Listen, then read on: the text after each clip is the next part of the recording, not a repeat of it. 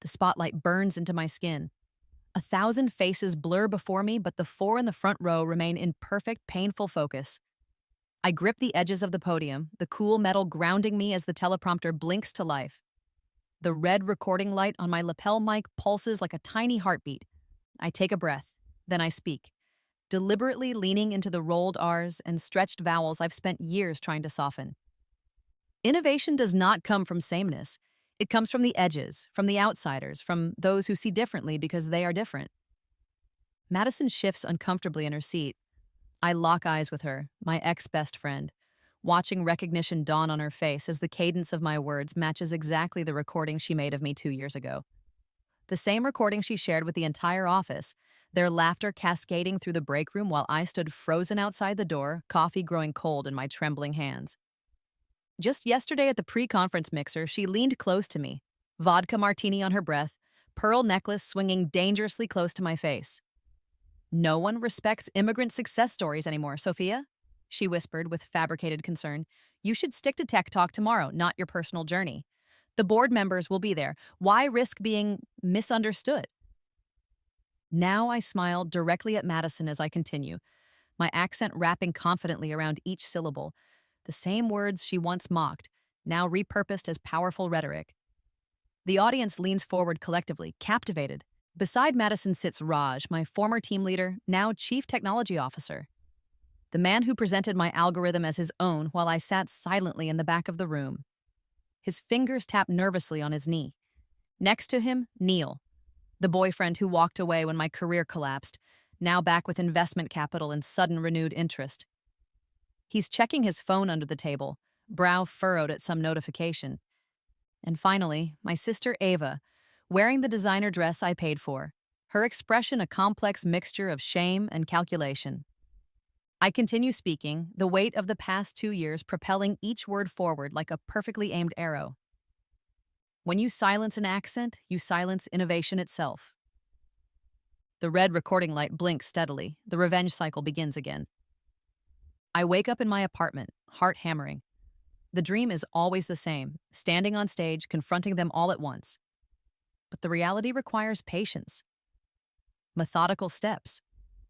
The TEDx invitation sits on my nightstand, its red logo vivid against white paper. 2 years since my rebirth. The day I was fired after my presentation was sabotaged. The day I stopped being Sophia Kovac, promising junior developer, and became Sophia who couldn't be understood, Sophia who practiced in bathroom stalls, Sophia whose accent was too thick when she got nervous. I shower, the hot water failing to wash away the memory of that recording. Madison's voice. "Say algorithmic implementation again, Sophia. It's so cute how you say it." My voice, trusting, repeating the phrase while Madison's phone captured every syllable, every stretched vowel, every rolled R. The recording that somehow reached every executive before my big presentation. The stifled laughter, the pitying looks. The subtle suggestion that perhaps someone with stronger communication skills should present my work instead. The subsequent metrics showing my negative impact on team cohesion. I dress carefully in a charcoal pencil skirt and cream blouse. Professional, unmemorable. I catch my reflection in the mirror and practice my expression. Mild, pleasant, unthreatening. Not the face of someone methodically dismantling the lives of those who destroyed hers. My phone chimes with a calendar notification. Coffee with Neil, 10 a.m., blue bottle on market. Neil Prescott, marketing executive, the man who told me he couldn't be with someone on a downward career trajectory 2 weeks after I was fired. The man who now wants to catch up after seeing my name on the TEDx program.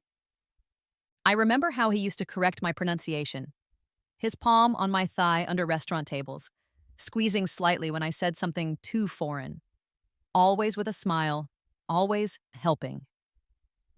I learned later this has a name, linguistic racism wrapped in concern, and I check my recording equipment, a slim device that looks like a power bank in my purse.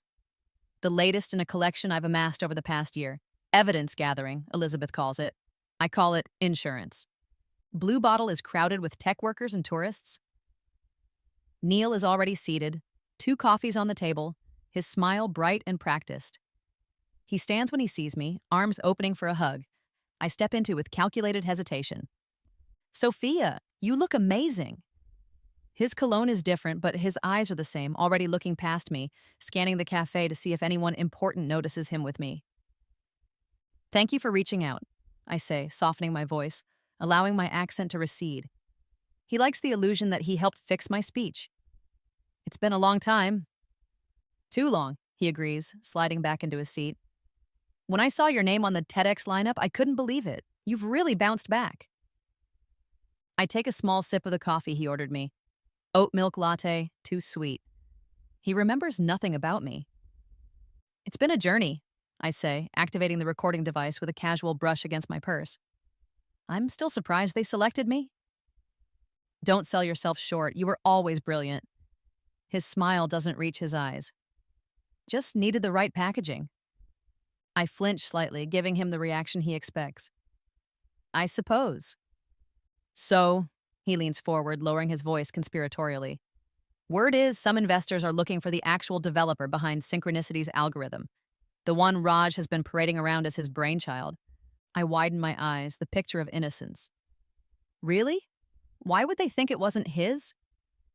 Neil's eyes gleam. He always did love being the one with insider information. Documentation inconsistencies. Timestamps that don't add up. Stay. Someone's building a case that the algorithm existed before Raj claims to have developed it. He pauses for effect. Someone with technical expertise and a grudge. I take another sip of too sweet coffee. How fascinating. I remember how close you were to that project, he continues, watching me carefully. Before everything happened. I allow a flash of bitterness to cross my face, quickly suppressed. Let him think he's uncovering my secrets. It was a difficult time. If you knew anything, hypothetically speaking, about who really created that algorithm. He reaches across the table, his hand covering mine in a gesture that once made my heart race. Now I feel nothing. There could be substantial compensation for setting the record straight. I know people who would be very interested. I pull my hand away gently. Neil, that's all in the past. I'm focused on my TEDx talk now. I pause, letting vulnerability creep into my voice. Will you be there? Wouldn't miss it, he says, satisfied that he's planted the seed. Maybe we could grab dinner after, for old time's sake? I'd like that, I lie, finishing my coffee. I should go prepare. Thank you for thinking of me. He walks me out, hand hovering at the small of my back, not quite touching. You know, Sophia, I always knew you'd land on your feet. You're a survivor. I smile up at him. Yes, I am. As I walk away, I send the audio file to my secure server. Another piece in the puzzle. In my modest apartment that evening, I update the wall hidden behind a rolling bookshelf. News clippings, photographs, printed emails, all connected with a red string like some detective cliché. But it helps me visualize. Neil Prescott wants the algorithm for his investors. Doesn't realize he's just handed me leverage against Raj. Raj Patel, CTO of Synchronicity, built his reputation on my work. Board meeting scheduled immediately following my TEDx talk. Madison Wheeler, SVP of Communications at Synchronicity, still believes I forgave her little joke. Unknown to her, 3 of her subordinates have received anonymous clips of her racist comments, time-stamped and damning. Ava Kovac, my only family in America, currently dating a photographer who seems to require endless financial support. The sister I sacrificed everything for, who now treats me like an ATM. And at the center, the TEDx countdown calendar. 12 days remaining. My phone rings. Elizabeth Chen, my mentor. The only person who knows the full extent of my plan. How did it go with Neil? She asks without preamble. As expected, he's fishing for information about the algorithm on behalf of investors. Perfect. Elizabeth's crisp British accent comes through clearly. And the anonymous tip to that tech journalist? Sent yesterday. She's already requested comment from Synchronicity's press office. Excellent, I can hear her smile. And how are you, Sophia? Really? The question catches me off guard. After 2 years of strategic planning, sometimes I forget to check in with my actual feelings. I search for the word, focused. Remember our agreement, Elizabeth says gently. This isn't about destruction. It's about justice and rebuilding. Don't lose yourself in the process. I won't, I promise. Though some days the line between justice and vengeance blurs beyond recognition. After we hang up, I move to my laptop and open an anonymous email account. Time to accelerate things. I draft a message to a specific tech journalist known for exposing corporate malfeasance. Subject: Synchronicity algorithm authorship discrepancies. I have documentation proving the core algorithm behind Synchronicity's success was developed months before CTO Raj Patel claims to have created it. Timestamp evidence and original code segments attached. The real developer was removed from the company under questionable circumstances. I attach carefully selected files, enough to raise serious questions, not enough to reveal my full hand.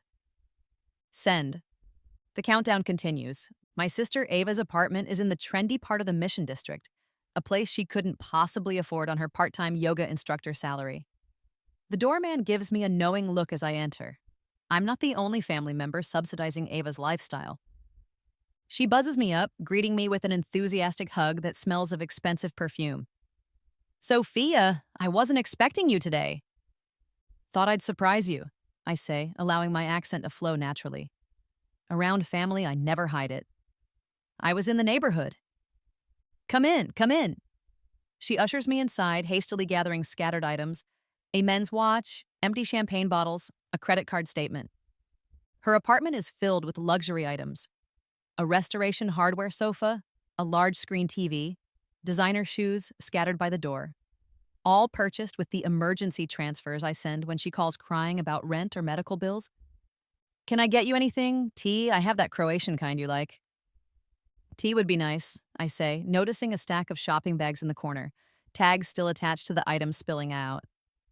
While she busies herself in the kitchen, I hear muffled voices from the bedroom. A moment later, a door closes quietly, the back entrance to her apartment that leads to the fire escape. Her boyfriend making a discreet exit. I pretend not to notice, wandering to examine framed photos on her wall. Most are of Ava in exotic locations: Bali, Tulum, Santorini, posing in flowing dresses on pristine beaches. The trips I funded so she could find herself after dropping out of college. How's the TED Talk preparation going? She calls from the kitchen. TEDex, I correct automatically. It's coming along. Same thing, isn't it? She returns with 2 mugs, handing me one. You should let me help with your outfit. First impressions are everything, and you've always been so practical with your clothes. I sip the tea, which is not Croatian, but some trendy wellness blend. I have a stylist provided by the organization. Oh, her face falls slightly. Well, I could still help with your delivery. You know, how you say certain words. My accent, you mean? I keep my tone light. No, well, maybe a little. She sits beside me, eyes wide with practiced sincerity. I just want you to be taken seriously, Sophia. After everything that happened at your last job. I set down my mug. What do you know about what happened at my last job? She blinks, realizing her mistake. Just what you told me. That there was a misunderstanding, that they didn't appreciate your contributions. Right. I let the moment stretch uncomfortably. Ava, do you need money? Is that why you've been calling so much lately? Sophia, she looks wounded. I call because you're my sister and I love you. But now that you mention it, she twists her hair around one finger, a childhood habit. Jason's exhibition fell through and we're a little behind on rent. Jason, the boyfriend with the perpetually failing photography career. How much? I ask, already reaching for my phone. 3,000 would really help, she says quickly. Just until Jason's new project pays out next month. I promise I'll pay you back this time. I nod, making the transfer without comment. We both know she won't repay it. Just as we both know I'll continue sending money because she's my only family here. And I left everyone else behind to bring her to America for better opportunities. You're the best, she says, checking her phone as the notification arrives. Hey, we should celebrate your TED thing. Jason and I could take you out to dinner next week. That sounds nice, I lie. I should go, more preparation to do. As I stand to leave, I hear a notification from her bedroom. A male voice laughs, followed by Ava's name being called. I thought Jason was at a shoot today, I say mildly. Ava flushes. He must have come back early. I smile tightly. Tell him I said hello. Outside her building, I pause on the sidewalk, breathing deeply. A text arrives from an unknown number. Your sister is quite convincing when she asks for money. But does she know what you're really planning? And our Neil, watching me. I delete the message, my resolve hardening. The game is accelerating faster than anticipated.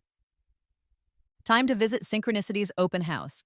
The Synchronicity headquarters occupies a gleaming tower in Soma, all glass and steel and self-importance.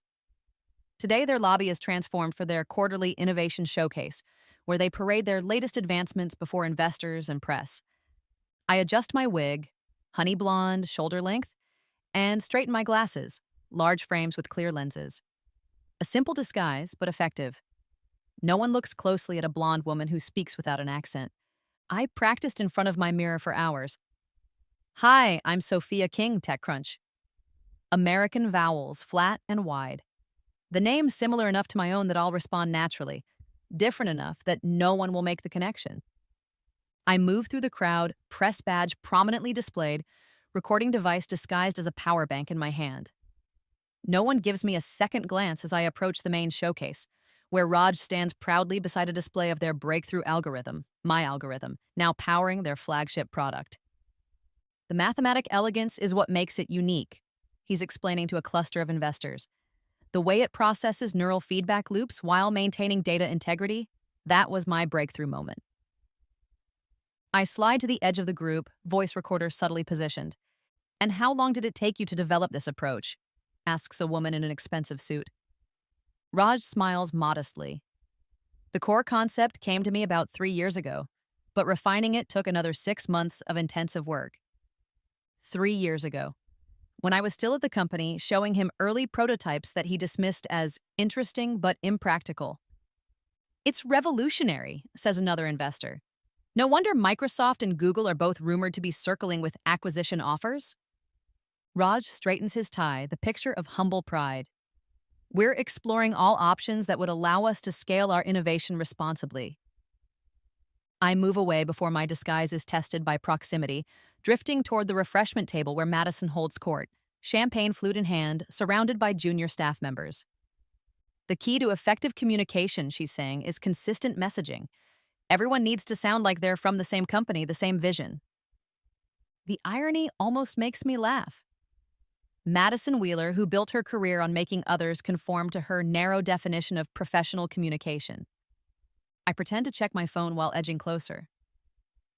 The board is concerned about this reporter asking questions about the algorithm development timeline, says a nervous-looking young man. Should we prepare a statement? Madison waves dismissively. Standard procedure. Some blogger looking for clicks. Legal is handling it. But what if there's something to it? Persists the young man. The timestamps in question? That's above your pay grade, David. Madison cuts him off with a tight smile. Focus on the press release for the quarterly results. I need it by end of day.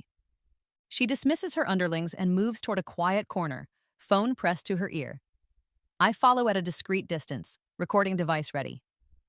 It has to be her, Madison hisses into her phone. Sophia. She always understood the code better than anyone. A pause. Well, of course she's bitter, Raj. We ruined her career and took credit for her work. What did you expect? I freeze, hardly believing my luck. A direct admission recorded clearly. No, I haven't spoken to her since she accepted the TEDx spot, Madison continues. Yes, it's suspicious timing. No, we can't block her from speaking. It would look too obvious. We need to find out what she knows and who she's told. She listens for a moment, then laughs sharply. Are you serious? Sophia was always soft. She forgave me for recording her in the bathroom within a week. She'll crumble with the slightest pressure. Leave it to me. I slip away, heart pounding, a strange mixture of rage and vindication coursing through me. I have what I need from this visit. As I near the exit, I notice Neil entering the lobby, scanning the crowd. I duck behind a pillar, adjusting my wig. He doesn't see me, heading straight for Raj with purposeful strides. Another piece falls into place. That evening, I create a new email account and draft a message to the Synchronicity Board of Directors.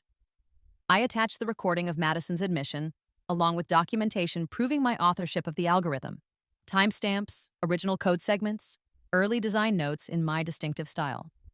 I am the original creator of the core algorithm behind Synchronicity's success. As the attached evidence demonstrates, Raj Patel appropriated my work after orchestrating my removal from the company. I have shared this information with select technology journalists who will publish their findings 3 days after my upcoming TEDx talk. However, I am willing to withdraw my complaint in exchange for a speaking position at the industry conference where Raj Patel is currently scheduled to keynote. This offer expires in 48 hours. I send the email, then immediately forward the same evidence package to 3 major tech publications with a simple message. Hold for release until after the TEDx event on the 15th, full exclusive to follow. Then I wait. The response comes faster than anticipated, not from the board, but from the technology conference organizers directly.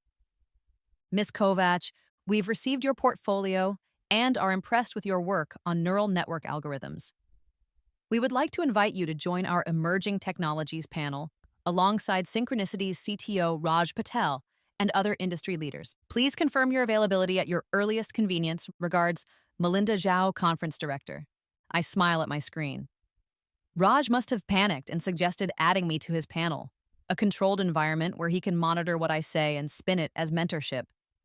I accept the invitation immediately. The first loop of my revenge is complete. My phone rings. Elizabeth. I take it from your silence today that things are progressing, she says when I answer. Better than expected, I reply, forwarding her the conference invitation. They've put me on a panel with Raj. Perfect positioning, Elizabeth says after a moment. And the recordings? Madison practically confessed to the whole thing. I have it all. Be careful, Sophia, Elizabeth's voice turns serious. They're getting desperate. That makes them dangerous. I know what I'm doing. I don't doubt that. A pause. The new algorithm is running beautifully, by the way. Your improvements to the neural mapping function exceeded even my expectations. Pride blooms in my chest, genuine, earned recognition of my work. Something I haven't felt in 2 years. Thank you, I say softly. Remember why we're doing this, Elizabeth continues. Not just for revenge, but to reclaim your rightful place. To build something better than what they destroyed. After we hang up, I stare at the wall of connections, the countdown calendar, the carefully gathered evidence. 12 days until my TEDx talk. 12 days until everything changes.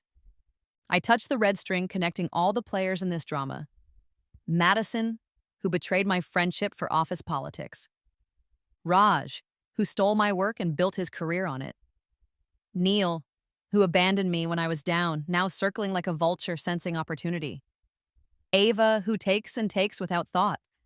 The 4 people who each, in their own way, reinforce the message that my voice, my actual voice, accent and all, had no place in their world. The recording light on my devices blinks red in the darkness of my apartment. Steady, patient, like me. The technology conference is held at the Moscone Center, a sprawling complex of glass and concrete in downtown San Francisco. I arrive early, dressed in a navy blue suit that channels professional authority without being memorable. My hair is pulled back severely, my makeup minimal. I want them to see me, really see me, not the softer version I've presented in our recent interactions.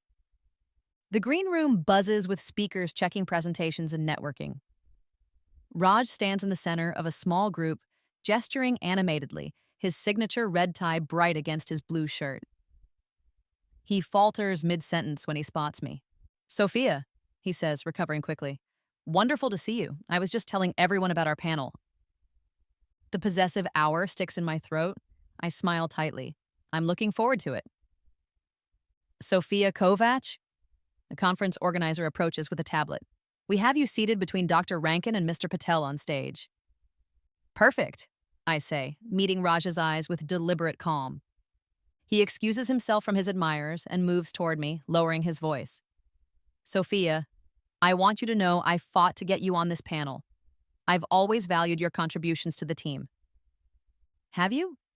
I allow my accent to strengthen slightly, watching him flinch almost imperceptibly. Of course. He glances around to ensure we're not overheard.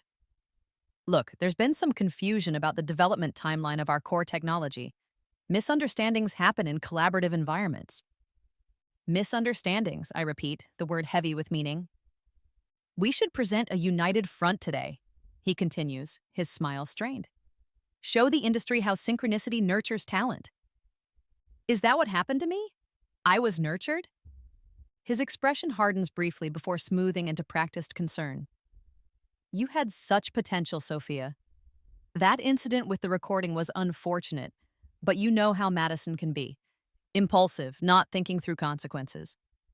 I think of the evidence tucked safely in my cloud storage, the journalists waiting for my signal, the investors beginning to ask questions. Water under the bridge, I say pleasantly. Today is about looking forward, isn't it? Relief washes over his face. Exactly. We're announcing a major update to the algorithm today. I'd value your perspective on it after the panel. An update he's struggling with, I know from my sources within the company. The original algorithm, my algorithm, has reached its scaling limitations and Raj lacks the mathematical insight to evolve it properly. I'd be happy to take a look, I say, the perfect picture of collegiality. The stage manager calls for speakers to take their places. As we move toward the stage, Raj places a hand on my elbow in a gesture of false camaraderie. Just follow my lead out there, he murmurs. Keep the technical details high level. We don't want to confuse the audience. I smile and say nothing, shrugging off his hand as we step into the spotlight. The moderator introduces each panelist, saving Raj for last as the visionary behind Synchronicity's breakthrough algorithm.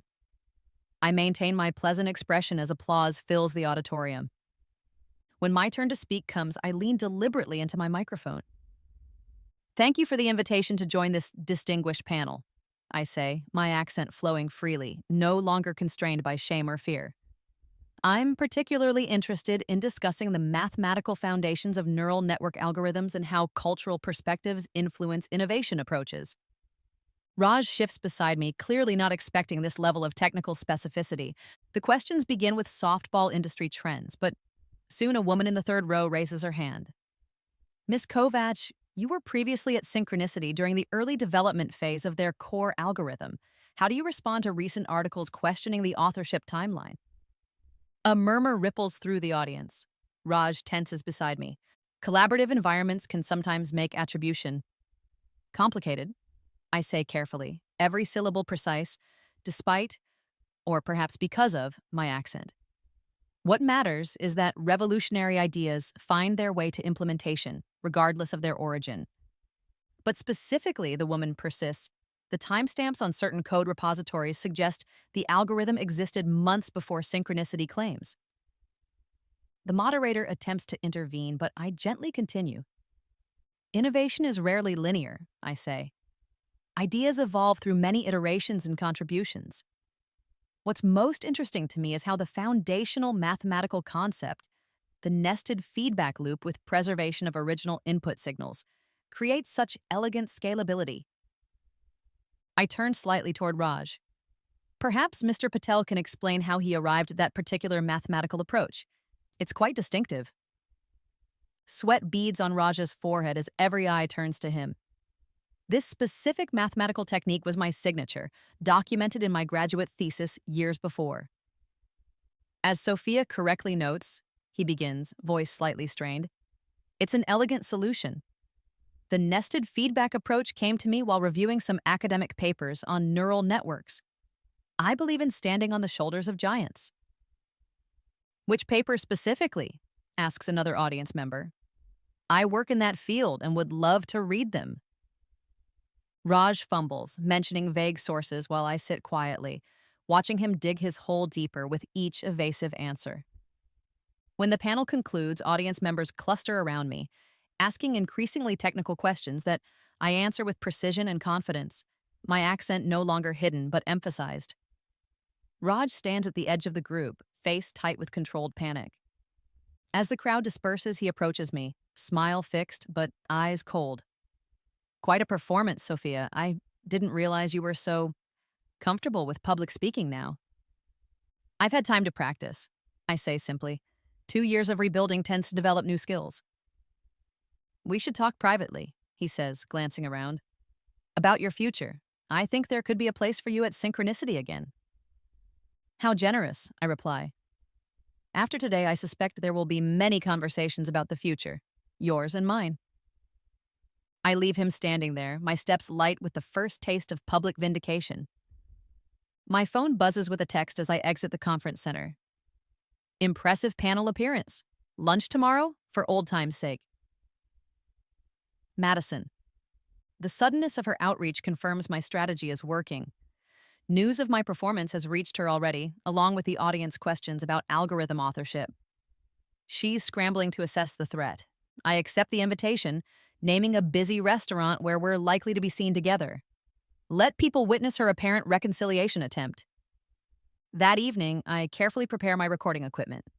This time, a pendant that looks like costume jewelry but captures high-definition audio. I select my outfit with equal care. Professional but not intimidating, approachable but not submissive. The restaurant is crowded when I arrive.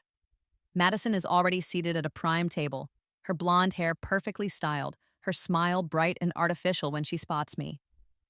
Sophia! She stands, embracing me with the enthusiasm of a long-lost friend rather than someone who systematically undermined my career. You look amazing. European skincare really is superior, isn't it? I return her hug with measured warmth, the pendant recorder positioned perfectly between us. Madison, thank you for suggesting lunch. Of course. When I heard you were back in town for that TEDx thing, I knew we had to catch up. She sits, arranging herself for maximum visibility in the restaurant. Madison has always treated life as a performance with an audience. And then seeing you on that panel with Raj, you were amazing, so confident. Thank you, I say, accepting the menu from our server. It felt good to be discussing technology again at that level. I bet. She sips her water, studying me over the rim. So tell me everything. What have you been up to these past 2 years? Any exciting projects? New boyfriend?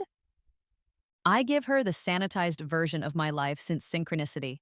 Freelance consulting, a brief stint at a startup that didn't work out, now focusing on my TEDx talk. Safe, bland information that reveals nothing of importance. And the talk, she presses, what's your topic? Cultural perspectives in technological innovation, I say, watching her expression carefully. How being an outsider can actually foster breakthrough thinking. Fascinating, she says, though her eyes reveal her calculation. Will you be discussing your time at Synchronicity? I shrug lightly. It's certainly a formative part of my experience. The server returns for our orders. Madison requests a complicated salad with multiple substitutions, her voice shifting to the exaggerated sweetness she uses with service staff. I order simply, thanking the server in a way that makes Madison's performance seem all the more condescending. When we're alone again, she leans forward. Sophia, I've been meaning to tell you how sorry I am about what happened back then. That recording, it was just meant to be a fun office thing. I never anticipated how people would react. You shared it with the entire executive team before my presentation, I say mildly. She has the grace to look momentarily uncomfortable. A lapse in judgment. I was younger then, less aware of how corporate politics work. You were 34 and the head of communications, I point out. But yes, we all make mistakes. She reaches across the table to touch my hand, a practiced gesture of false intimacy. The thing is, Sophia, there are some rumors going around now that have me concerned for you. Oh? About the algorithm. Some journalist fishing for a story about its development. She squeezes my hand. I know how hard that time was for you, being let go. It would be natural to feel resentful. I've moved on, I say, neither confirming nor denying her implied accusation.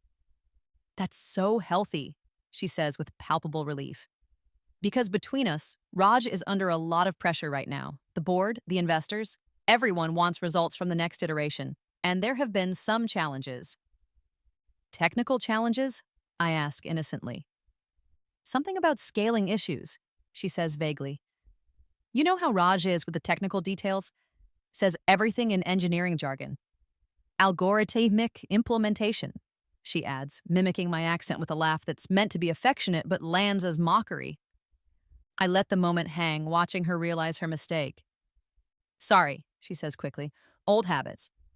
What I meant was, if anyone were stirring up controversy about the algorithm right now, it could really damage a lot of people's careers, not just Raj's. Including yours, I observe. Her smile tightens. We've all worked very hard to build synchronicity into what it is today. It would be a shame to see that undermined by misunderstandings about who contributed what, when. I agree completely, I say, meeting her gaze steadily. Credit should always go where it's due. Our food arrives, temporarily pausing the conversation. Madison picks at her salad, her appetite seemingly diminished by our exchange. You know, she says finally, there could be a place for you at Synchronicity again. A fresh start. Raj and I were just discussing it yesterday. Your technical skills combined with my communication expertise. We'd be unstoppable. An interesting proposition, I say neutrally. Think about it, she urges. Instead of rehashing old grievances, we could move forward together, all of us. I take a bite of my meal, considering her. I'll certainly give it thought. Wonderful, she beams, clearly believing she's managed the situation. Now about your TEDx talk. I have some thoughts on your delivery. Have you been working with a speech coach on your presentation style? My accent, you mean? I say bluntly. Well, yes, she admits. The American tech scene can be so conservative about these things. Yes, Neil smirks. The famous talk. I hear it's causing quite a bit of anxiety in certain corporate circles. The situation is rapidly deteriorating into exactly what I'd hoped for, all four of them together, their competing interests and desperation on full display. My talk, I say calmly, drawing all eyes to me, is about innovation through diversity of perspective, something I believe all of you claim to value. Of course we do, Madison says quickly. No one is questioning that. We're simply concerned about potential mischaracterizations of complex situations. What Madison means, Raj clarifies with forced patience, is that presenting one-sided accounts of internal company matters could have far-reaching consequences for everyone involved. Including consequences for those who stole others' work? Neil suggests innocently, earning a glare from Raj. Sophia, Ava interjects, desperation in her voice. Please, just hear me out before you do something that can't be undone. The speaker liaison, Marcus, approaches our tense circle, oblivious to the undercurrents. Ms. Kovac, 20 minutes until you're on. We need you backstage for mic check. I'll be right there, I assure him. As Marcus steps away, all four of them start speaking at once, their voices overlapping in an urgent cacophony. Sophia, we can offer, Raj begins. Think about your future in the industry, Madison warns. My investors are prepared to back you directly, Neil promises. Please, we're family, Ava pleads. I hold up my hand, silencing them all. For a moment, I see them clearly. Not as the powerful figures who once controlled my fate, but as what they truly are, frightened people desperately trying to protect what they've built on lies and exploitation. I have to go prepare, I say simply. But before I do, I want to be very clear about something. They lean in collectively, anxious for any hint of my intentions. 2 years ago, you all played a role in taking my voice away, literally and figuratively. Today, I'm taking it back. Madison steps forward, her professional mask slipping to reveal raw panic. Sophia, be reasonable. We can work something out that benefits everyone. No, I reply, the word distinct and final. Today I speak for myself. I walk away, leaving them clustered together, united only by their common fear of what comes next. Backstage, I adjust my microphone and review my slides one last time. Through a gap in the curtain, I can see the auditorium filling with attendees. The front row, reserved for VIPs, now holds all four of my former tormentors, seated together despite their conflicting agendas. My phone vibrates with a text from Elizabeth. Acquisition team on standby. Board members in position. It's all yours now. The stage manager gives me the 2-minute warning. I take a deep breath, centering myself in this moment I've worked toward for 2 years. When my name is announced, I step onto the stage to polite applause, the spotlight momentarily blinding. As my eyes adjust, the audience comes into focus, hundreds of faces looking expectantly toward me, with Raj, Madison, Neil, and Ava in the front row, tense and watchful. I move to the center of the red circular carpet, the iconic TEDx position. Then I begin to speak, deliberately emphasizing my accent rather than suppressing it. Innovation does not come from sameness, I say, the words flowing confidently. It comes from the edges, from the outsiders, from those who see differently because they are different. Madison shifts uncomfortably, recognition dawning on her face, as she realizes these are the exact words from the recording she made of me 2 years ago. When I first came to Silicon Valley from Zagreb, I believed that success in technology was purely meritocratic, that the best ideas would naturally rise to the top, regardless of who presented them or how they spoke. I pause, letting the audience absorb this. I was wrong. I advanced to my first slide, showing two identical code snippets with different timestamps. What you're seeing are two versions of the same algorithm, one created by me 3 years ago, and one presented by my former employer 6 months later as their revolutionary breakthrough. A murmur ripples through the audience. In the front row, Raj's face hardens. But this talk isn't about intellectual property theft, though that's certainly part of my story. I continue. It's about how cultural bias, conscious or unconscious, creates barriers to innovation itself. Over the next 15 minutes, I methodically outline how different cultural backgrounds produce different approaches to problem solving. I use my algorithm as a case study, explaining how my mathematical education in Eastern Europe led me to a solution that wouldn't have emerged from traditional Silicon Valley thinking. The nested feedback loop with preservation of original input signals, I explain, my accent flowing freely around the technical terms, was considered impossible by American-trained engineers who approached the problem with certain assumptions. But in Zagreb, we were taught to question those very assumptions. I display the mathematical proof underlying my approach, watching as understanding dawns on the faces of the technically informed audience members. Without directly accusing Raj, I've just demonstrated that the algorithm could only have come from someone with my specific background. This is why diversity isn't just a corporate buzzword or moral imperative. It's a competitive advantage, I emphasize. When we silence accented voices, when we mock linguistic differences, when we force conformity in communication, we are literally shutting down avenues of innovation. In the front row, Madison stares at her lap, unable to meet my gaze. Beside her, Raj types furiously on his phone, likely alerting the synchronicity crisis team. 2 years ago, I was practicing a presentation in what I thought was an empty bathroom, I say, shifting to the personal narrative. I was nervous about my accent, trying to minimize it, repeating technical terms again and again. The audience is completely silent now, hanging on every word. A colleague, someone I considered a friend, secretly recorded me. That recording was shared with executives before my presentation, accompanied by jokes about my pronunciation. When I arrived to present my work, I found an audience already primed to dismiss me based not on my ideas, but on how I express them. I pause, letting the weight of this sink in. In the front row, Ava looks up at me with tears in her eyes. Within a month, I was out of the company. Within 6 months, the algorithm I developed was being hailed as revolutionary, created by someone else, someone whose voice matched the expected sound of innovation. Neil shifts uncomfortably, likely realizing that his investment plans are evaporating with each word I speak. But here's where the story takes an unexpected turn, I continue, advancing to a new slide showing the evolution of my algorithm. While rebuilding my career from scratch, I continued developing my approach. With support from a mentor who recognized my work for what it was, I created something even better. I reveal the benchmarks of my new algorithm, the one Elizabeth and I have been perfecting in her lab.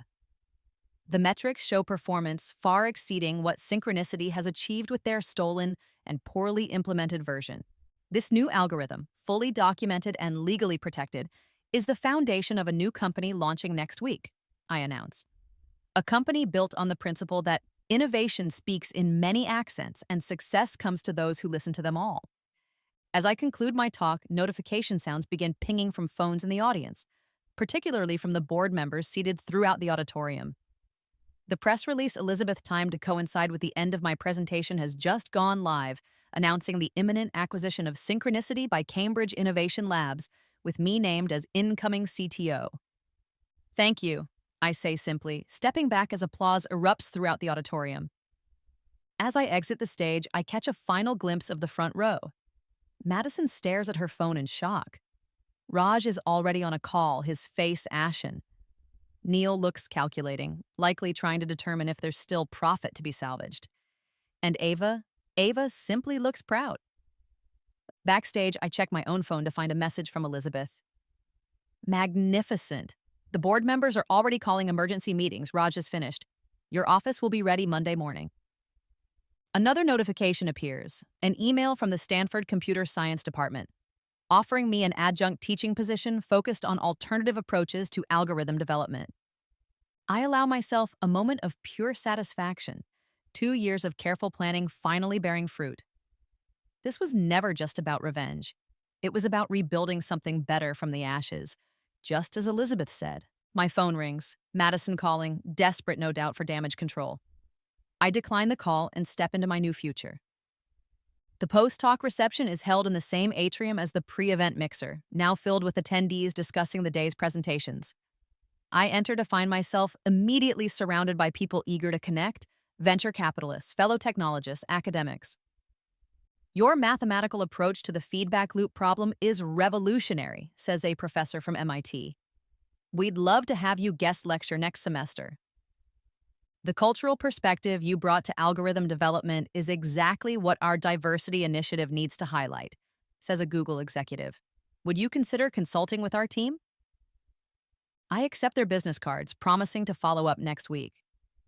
Over their shoulders, I can see Madison working the room with growing desperation, moving from one influential person to another, damage control in full swing. Raj is nowhere to be seen, likely on emergency calls with the board and legal team.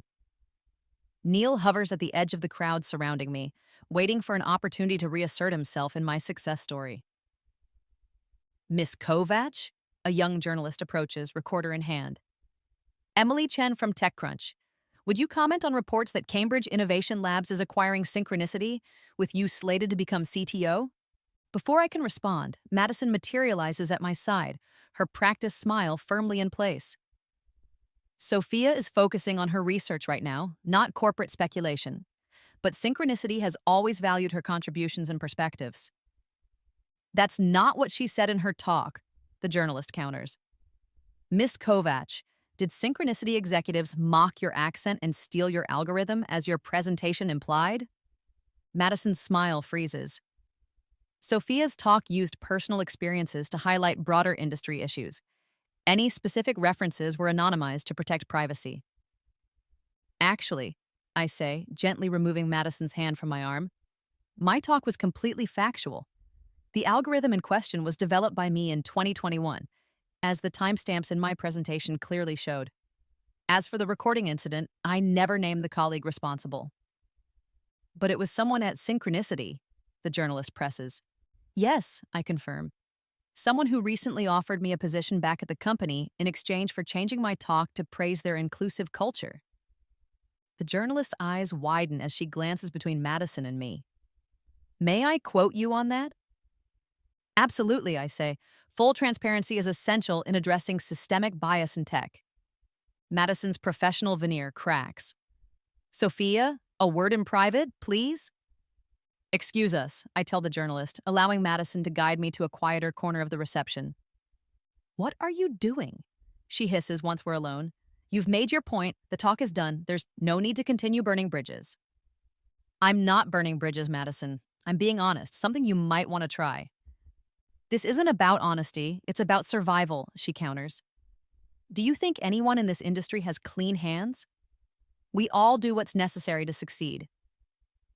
Is that how you justify what you did to me? Necessity? She deflates slightly. I told you I was sorry about the recording, and I meant it, but this acquisition, taking over as CTO, it's pure vengeance. No, I correct her. It's justice, and rebuilding something better. By destroying careers, mine, Raj's. Your careers were built on lies and exploitation. What happens next is simply consequence, not destruction. Neil approaches before Madison can respond, his expression carefully calibrated to show concern rather than the calculation behind it. There you are, he says, as if we'd planned to meet. Incredible talk, Sophia, truly powerful. Madison glares at him. Enjoying the show, Neil? You've been circling this situation like a vulture for weeks. Just looking out for Sophia's interests? He replies smoothly. Someone should, after how synchronicity treated her. You left me when I was fired, I remind him. Don't pretend you've been in my corner all along. A mistake I deeply regret, he says, reaching for my hand. But I'm here now, ready to support whatever comes next. My investors are still very interested in backing your new venture. I withdraw my hand. Your investors were interested in acquiring stolen intellectual property at a discount. That opportunity no longer exists. His expression hardens. You know, Sophia, success requires allies. Powerful ones. Alienating everyone who could help you isn't particularly strategic. I have all the allies I need, I reply calmly. Elizabeth Chen, he says, watching my reaction. Yes, I looked into your mysterious benefactor, former Cambridge professor turned corporate raider. Specializes in identifying stolen IP and leveraging it for hostile takeovers. She prefers intellectual property justice advocate, I correct him. She's using you, Madison interjects. Just like Raj did. Just like Neil would. You're trading one exploiter for another. The difference, I say, is that Elizabeth acknowledges my work, compensates me fairly for it, and treats me as a partner, not a resource to be mined. Ava approaches our tense circle, hesitant but determined. Sophia, can I talk to you now, please? Madison seizes the opportunity. Family reconciliation, how touching, will give you privacy. Stay, I tell Madison and Neil.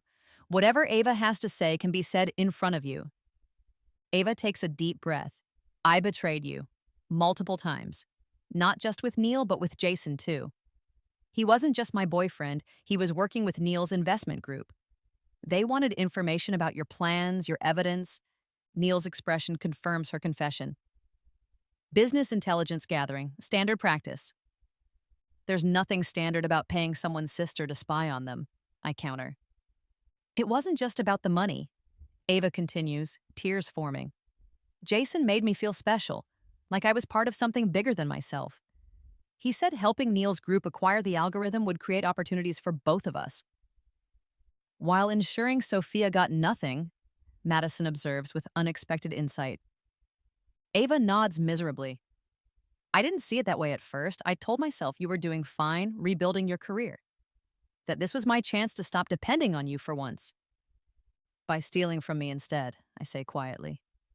I'm sorry, she whispers. After you confronted me, after I left your apartment, I started seeing everything clearly for the first time. How Jason manipulated me, how Neil used me, how I've been taking from you for years without giving anything back. Her raw honesty catches me off guard. Of all the confrontations I anticipated today, this is the one I was least prepared for. What do you want, Ava? Another chance, she says simply. Not money, not a place to stay. Just a chance to be the sister you deserve. Before I can respond, Raj appears, his expression grim. The board wants to see all of us. Now, conference room upstairs. All of us? Neil questions. Everyone involved in this mess, Raj clarifies. You, me, Madison, the board members who are here. Representatives from Cambridge Innovation Labs. Sounds like an emergency meeting, I observe.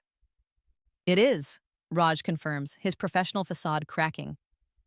They're voting on whether to accept the acquisition offer before markets open Monday.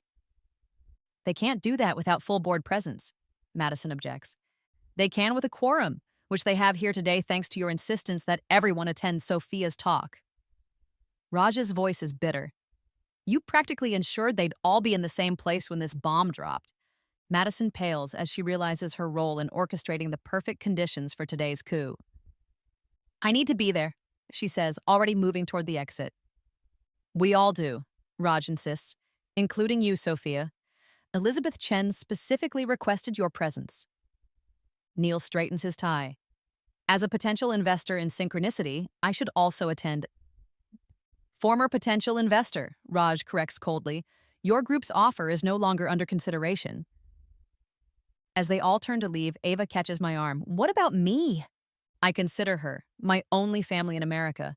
Flawed and selfish, but also possibly sincere in her desire to change. Go home, Ava, I say gently. This part isn't about family. We'll talk tomorrow. Relief crosses her face. Promise? I promise. As she leaves, I follow Raj, Madison, and Neil to the elevator, maintaining a careful distance from their tense huddle. In the confined space, Madison turns to me, desperation evident in her eyes. It's not too late to stop this, she says quietly. You could tell Elizabeth you've reconsidered, that you want a more collaborative resolution. Why would I do that? Because total victory creates total enemies, she warns. We could all still walk away with something intact. The elevator doors open to reveal a glass-walled conference room where several board members sit around a table, with Elizabeth at its head, elegant and commanding in a tailored suit. Ah, the final players have arrived, Elizabeth says as we enter. Please sit down. We have much to discuss about Synchronicity's future. As we take our seats, I notice the board members' expressions range from resignation to fury. The chairman, Edward Reynolds, addresses me directly. Ms. Kovach, your TEDx presentation raised serious questions about intellectual property that appears central to our company's valuation. Questions that should have been addressed long before reaching this point. Raj immediately jumps to his defense. The algorithm development was a team effort. Sophia contributed, certainly, but the final implementation. Save it, Raj, says a board member I recognize as the former CTO. I've reviewed the timestamps and code repositories. The core mathematical approach existed in Sophia's work 6 months before you claimed to have developed it. Which is why, Elizabeth interjects smoothly, Cambridge Innovation Labs is prepared to offer a fair acquisition price, despite the clear legal vulnerabilities Synchronicity now faces. This is corporate blackmail, Madison objects. This is consequence, Elizabeth corrects. Your company built its valuation on stolen intellectual property. We're offering a path forward that doesn't involve lengthy litigation and public scandal. Neil, ever the opportunist, leans forward. Perhaps my investment group could offer an alternative, a partnership rather than an acquisition. Your offer was considered and rejected, Elizabeth informs him coldly. Your known association with attempts to acquire stolen IP through questionable means makes you an undesirable partner. The chairman sighs heavily. The board has reviewed the acquisition offer and the evidence of IP theft. We've also considered the public relations implications following Ms. Kovach's talk, which is already trending on social media. Madison winces, likely imagining the communications nightmare unfolding on her phone. A majority of board members present have voted to accept Cambridge Innovation Labs' offer, pending final approval on Monday, the chairman continues. Ms. Chen has requested Ms. Kovach be appointed as CTO of the restructured company, with Mr. Patel remaining in an engineering capacity. What? Raj explodes. You can't be serious. She engineered this entire situation. No, Raj, I say quietly. You engineered this situation when you stole my work and took credit for it. And you, he turns to Madison, fury in his eyes, you assured me the recording would just help Sophia improve her communication skills, that no one would take it seriously, that it would be better for the company if I presented the algorithm instead. Madison recoils as all eyes turn to her. That's not... I never suggested... She stops, unable to complete the lie with so many witnesses. I think, says Elizabeth, rising to signal the meeting's end, that everyone here now understands their position moving forward. The acquisition will proceed with Ms. Kovach as CTO. Mr. Patel may accept a role as principal engineer reporting to Sophia, or he may resign. Ms. Wheeler's position will be evaluated during the restructuring. And me? Neil asks, attempting to salvage something from the situation. You, Elizabeth says dismissively, were never part of Synchronicity or Cambridge Innovation Labs. Your presence here is merely as an observer, one who attempted to profit from intellectual property theft. I suggest you leave before security is called. Neil stands, adjusting his tie one final time. Sophia, when all this corporate maneuvering is done, call me. We have unfinished personal business. No, Neil, I reply. We don't. We never did. As he leaves, Raj approaches me, his voice low and dangerous. You think you've won? That you can just step into my position and command respect? They'll never accept you. Your methods, your accent, your outsider perspective. This company will collapse under your leadership. Then you'll have the satisfaction of watching it fail, I say calmly. from your new position beneath me in the hierarchy, if you choose to stay. I built this company's reputation. On my work, I remind him. Work you dismissed as interesting but impractical until you needed it to advance your career. He has no response to this truth. Madison steps between us, ever the mediator, even in crisis. This isn't constructive, she says firmly. The decision is made. We all need to determine our next steps. Indeed, agrees Elizabeth, gathering her papers. Sophia, shall we? As we turn to leave, Madison catches my arm. Sophia, wait. What happens to me in this new structure? I have a mortgage, a family. For the first time today, I see genuine fear in her eyes. Not for her reputation or career trajectory, but for basic survival. It reminds me uncomfortably of myself 2 years ago, suddenly facing an uncertain future. That depends, I say carefully. On what?